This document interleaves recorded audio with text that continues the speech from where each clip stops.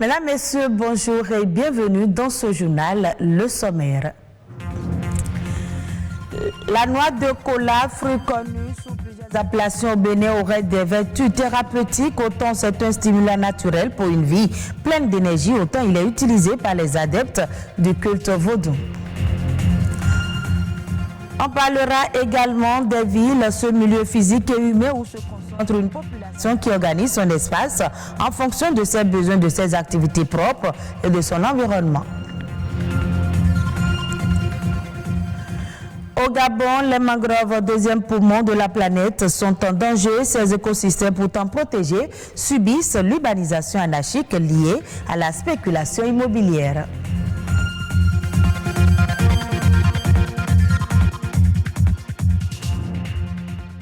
Démarrons ce journal par la noix de cola qui est traditionnellement utilisée en Afrique pour ses vertus stimulantes. Composée à environ 2,5% de caféine, c'est un puissant stimulant intellectuel à qui l'on prête des vertus aphrodisiaques et de nombreuses propriétés thérapeutiques. Qu'en est-il réellement? Les précisions avec Rodrigue Babagbeto. Ce 10 janvier, jour de célébration des religions endogènes à Ouidah, Jonas n'est pas sorti de sa maison pour la même raison que la foule dans la rue. L'occasion est propice pour de bonnes affaires. Il vend un fruit très prisé par les adeptes du vaudou, la noix de cola. Dans son panier, il en a de diverses sortes. Je vends le aroé et le golo. Chacun deux coûte 100 francs. Jonas est certain que son panier se videra avant la tombée de la nuit, bien qu'il ne connaisse pas l'importance de ces articles. Pourtant, loin d'être de simples fruits, les noix de cola ont un sens profond pour les adeptes des cultes vaudous. Les plus utilisés sont le petit cola, communément appelé aroé, la cola à 5 tranches, appelée vie, et le golo, appellation commune pour la cola à 2 ou 3 tranches.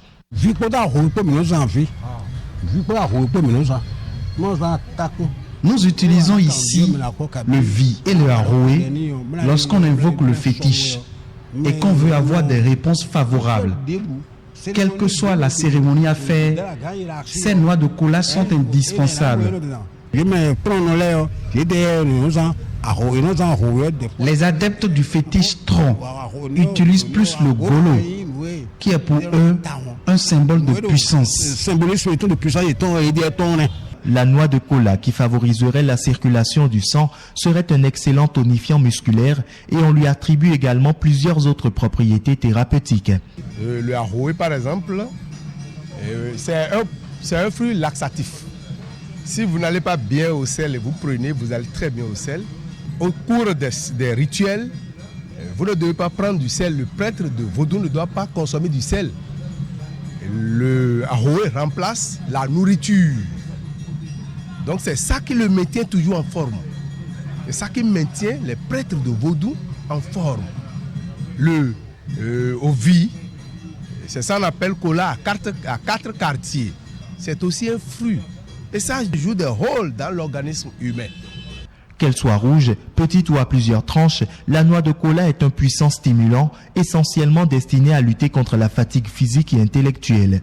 Cependant, ce fruit doit être utilisé avec précaution, puisqu'il tire ses propriétés, de la caféine. Faire des nœuds avec une corde, un fil ou un bout de laine et sans outils particuliers comme une aiguille, un crochet ou autre, on n'utilise que ses mains pour faire du macramé. Aujourd'hui, le macramé se modernise avec la fabrication de petits objets comme des bijoux ou des accessoires décoratifs. Le macramé permet de décorer l'intérieur de son salon rien qu'avec des bouts de ficelle et un peu de créativité. Cette activité pratiquée par de nombreuses femmes semble nourrir son homme. Arthur Wendo nous amène à la découverte du métier de macramé. Vous voulez commander encore? D'accord. Combien de sacs? 100 sacs? Dame Atta est une tisserande. Elle est dans le métier depuis plus d'une vingtaine d'années. Comme elle, nombreuses sont ces femmes qui exercent le métier de tissage artisanal. Communément appelé macramé, ce métier consiste à nouer des fibres de toutes sortes et ce, uniquement à l'aide de leurs 10 doigts. Quand tu achètes le fil, on vient, on découpe les fils On commence à faire les petits nœuds, on fait les bras. D'abord, on fait les petits nœuds. On commence par faire l'agencement jusqu'à l'obtention de notre sac. On fait les nœuds. Quand on finit, on commence par les enjancer sur le bras. Ces femmes ne confectionnent pas que des sacs. Elles fabriquent aussi beaucoup d'autres objets. On peut fabriquer des sacs, des lits picots, les fauteuils, des pots de fleurs. On fait le sac à main des femmes. On peut faire une pochette. On peut faire le sac à dos des écoliers. On fait des chaises. On peut faire le divan. Tout ça là avec le fil. Dans l'exercice de ce métier, elles sont souvent confrontées à des difficultés. Des difficultés qui émoussent l'ardeur de certaines d'entre elles. Ça fait très mal aux doigts. Ça fait trop mal à la main. Des fois, il y a des moments qui font ça jusqu'à... Les mains sont blessées. Le métier de tissage artisanal ou macramé aide la majorité de toutes celles qui s'y adonnent à subvenir à leurs besoins. Ce métier nourrit l'homme. Grâce à ça, nous arrivons parfois à payer le loyer. Nous arrivons à subvenir à nos besoins. Je sais ce que j'ai trouvé dedans. Ça nourrit mes enfants, ma famille, mon foyer. Ça m'aide à aider mon mari. Cette technique de tissage qui existe depuis des lustres est aujourd'hui associée au loisir. Pourtant, elle est à l'origine de nombreux objets décoratifs qui servent à ressortir la beauté des œuvres d'art. On change de registre pour parler des villes, ces espaces de concentration humaine qui participent au développement socio-économique des pays selon leur statut ou leur taille. Au Bénin, plusieurs villes sont devenues des pôles d'attraction comme Cotonou, Porto Novo, Ouidah, Parakou et autres. Mais comment naissent les villes et sont-elles planifiées comme pôle de développement? Des questions auxquelles Daniel Rompévi, urbaniste, donne ici des réponses. Nos villes aujourd'hui sont nées d'abord spontanément. Lorsque vous remontez l'histoire dans des villes béninoises, les villes ont leur propre histoire. L'histoire de Porto Novo est différente de l'histoire de Ouidah et l'histoire de Ouidah est différente de l'histoire de Cotonou. D'accord? Je prends le seul exemple de Cotonou pour dire la ville de Cotonou est partie du WAF, qui a été l'embryon du port autonome de Cotonou. Donc, le besoin de débarquement des colons qui cherchaient où débarquer pour pouvoir s'approvisionner en matière première. Mais à partir du moment où Cotonou est parti de cet intérêt, c'est devenu une attractivité. Ça a commencé par appeler les populations des environs, les Hula, les fonds ont commencé par arriver. Les populations de Ouidah également ont commencé par délaisser Ouidah pour venir à Cotonou parce qu'il y a un intérêt à Cotonou. Alors, lorsque les gens commencent par s'agglomérer dans un espace, parce qu'ils ont besoin d'habiter quelque part, ils ont besoin de circuler, ils ont besoin de travailler, ils ont besoin de se distraire, intervient la notion de planification. Et aujourd'hui, l'histoire de nos villes au Bénin a montré que les documents de planification n'ont pas suivi. La plupart du temps, nous n'avons pas planifié nos villes. Donc, nos villes n'ont pas été planifiées. Et lorsque des documents de planification ont existé, nous avons fait beaucoup d'études aujourd'hui qui ont montré que ces documents n'ont pas été mis en œuvre. Il y a eu des efforts qui ont été menés par les pouvoirs publics en termes d'assainissement des voies, en termes de pavage des voies, en termes de bitumage des voies.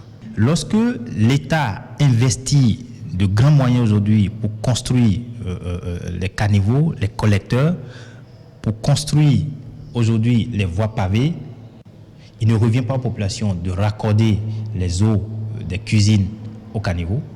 Il ne revient pas aux populations de prendre les ordures des maisons et aller les jeter sur les routes qui ont été pavées, qui ont été aménagées par l'État. Lorsque l'État investit de grands moyens aujourd'hui pour construire les caniveaux, les collecteurs, pour construire aujourd'hui les voies pavées, le citoyen doit participer à la propriété du cadre de vie, au maintien du cadre de vie. Hors du Bénin, en Afrique du Sud, l'heure n'est pas encore au répit pour l'industrie des boissons alcoolisées. Après avoir connu en 2020 différentes interdictions de vente de leurs produits, les acteurs doivent encore y faire face jusqu'au 15 janvier prochain. L'objectif est de limiter les arrivées liées aux problèmes d'alcool dans les hôpitaux déjà sous pression en raison de la recrudescence des cas de coronavirus. Elle devrait prendre fin le 15 janvier. SAF Africa Morgan Brewery a annoncé qu'elle lancera une action judiciaire contre le gouvernement à propos de l'interdiction de vente de produits alcoolisés dans les bars, les magasins et les restaurants. Pour sa ligne de défense, le brasseur compte faire valoir que cette proscription est contraire à la constitution du pays dans la mesure où elle enfreint la liberté de commerce et la dignité humaine. D'après l'industrie, ces mesures ont entraîné la perte de 120 000 emplois ainsi qu'un manque à gagner de 1,6 milliard de dollars en termes de chiffre d'affaires. Le Gabon est confronté à la destruction massive de ses mangroves. Ces écosystèmes, pourtant essentiels et protégés, subissent l'urbanisation anarchique liée à la spéculation immobilière. Ce phénomène a des conséquences néfastes sur la biodiversité et favorise le dérèglement climatique. Les défenseurs de l'environnement tentent de l'empêcher. Suivez ce reportage de nos confrères de France 24. Sur le littoral du Cap Esterias, proche de Libreville, une muraille verte, comme éventrée à l'intérieur sur plusieurs hectares. Dans cette mangrove, des troncs de palétuviers abattus par centaines jonchent le sol. Et là, vous entendez très bien le bruit des tronçonneuses. Paul et ses amis ont filmé puis diffusé sur Internet la destruction de cette aire naturelle emblématique du Gabon, de plus en plus menacée. C'est devenu des zones privées et il y a des constructions anarchiques qui s'y font. Le long des côtes gabonaises, les 2600 km² de mangroves ont été prises d'assaut par une urbanisation illégale. Ce quartier du sud de la capitale n'est plus qu'un marécage aux eaux saumâtres et stagnantes. Voici ce qu'on vit, mes enfants ont vit, voici moi, elle là, l'eau sale, malade, on parle tous les jours. Ici, les eaux de pluie ne s'évacuent plus à cause des trop nombreuses constructions. Un enfer pour cette famille qui a bâti sa maison dans cette mangrove pour quelques milliers de francs CFA. Un secteur aujourd'hui abandonné par la majorité de ses habitants. Moi, je le sais parce que où partir? Je vais aller où? Je ne travaille pas. Je meurs. Je vais aller louer, qui va me payer la maison? Pour faire face à la pression immobilière sur les mangroves, le gouvernement gabonais a diligenté une enquête d'inspection de ces espaces censés être protégés. Et un arrêté pris récemment doit contraindre tout nouveau chantier à une étude préalable d'impact environnemental. Ce mécanisme va nous permettre finalement de pouvoir, d'une part, soit rejeter les projets qui nous sont soumis, soit alors de les encadrer de façon à ce que l'altération ou la dégradation de la mangrove soit le moins important possible. Des ONG comme celle-ci ont entrepris de leur côté la réhabilitation des mangroves, dont la riche biodiversité est également menacée. Les mangroves représentent un réel rempart contre le réchauffement climatique dans ce bassin du Congo, le deuxième poumon de la planète. Et ce sera tout pour ce journal que vous pouvez suivre à nouveau sur le www.oactb.bj. Merci à vous de nous avoir suivis.